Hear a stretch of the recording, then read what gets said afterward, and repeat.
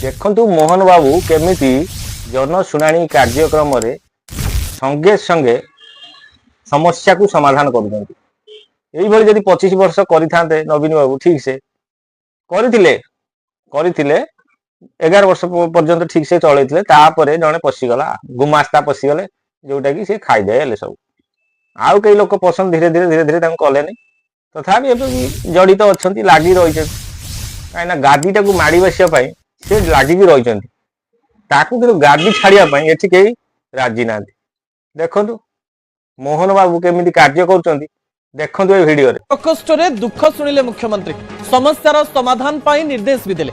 जगतसिंहपुर जिल्लारू परिवार दुख जणाइबा पाई धाई आसीथिले नियति दळे।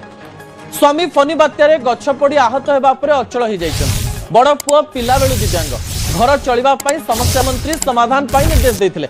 3500 भत्ता सहित सान पुओ को चाकरी मिलिबो बोली प्रतिश्रुति मिलिछि। आ मुख्यमंत्री ठारू प्रतिश्रुति पाइबा परे एबे खुशी नियति दळे।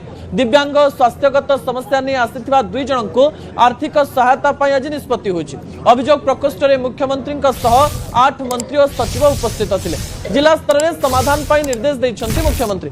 14टी पाळी रे प्राय 96% अभियोगर समाधान होइछि।